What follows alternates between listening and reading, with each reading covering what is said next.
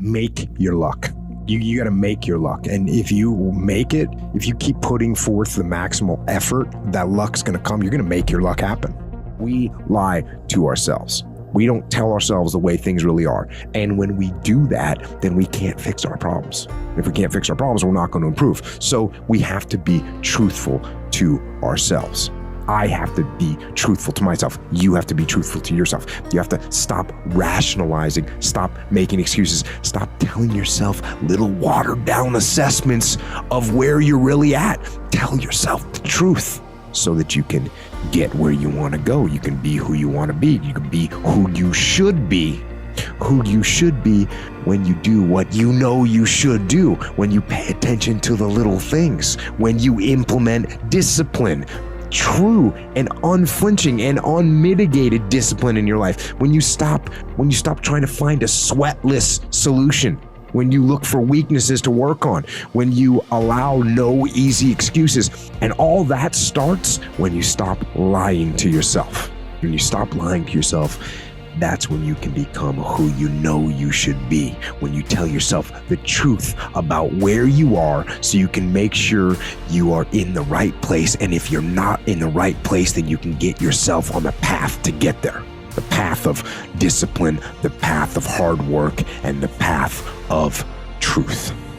As a leader, you have to be balanced, right? You have to be balanced. So let's just take humility and ego, because we're looking for people that are humble. But at the same time, you can have someone that's so humble that they lack confidence.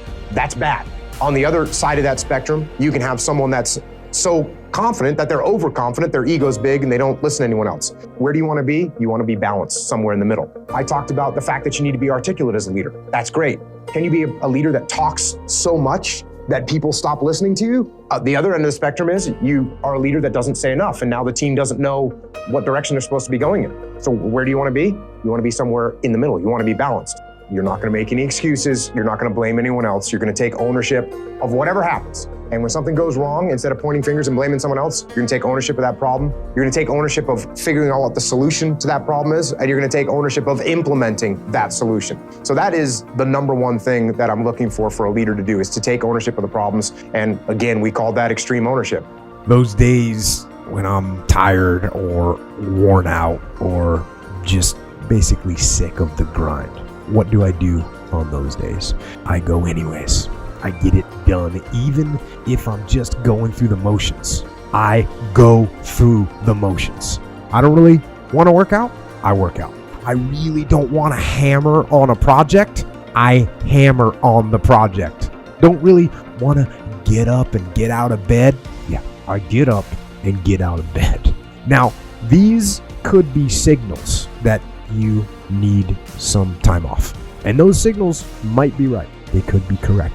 But don't take today off. Not today. Wait until tomorrow. Don't give in to the immediate gratification that is whispering in your ear. Shut that down. Do not listen to that little voice. Instead, go through the motions.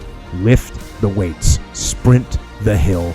Work on the project. Get out of bed. As an overall rule, I do not like procrastination.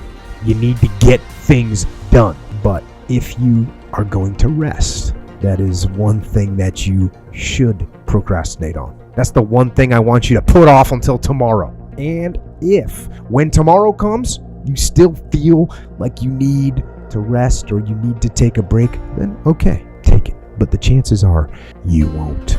You won't need that rest. Chances are you will realize that the desire to rest was just weakness. It was just the desire to take the path of least resistance, the downhill path, the easy path.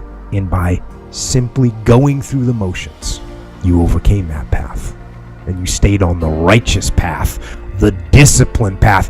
You stayed on the war path, which is right where you know that you belong.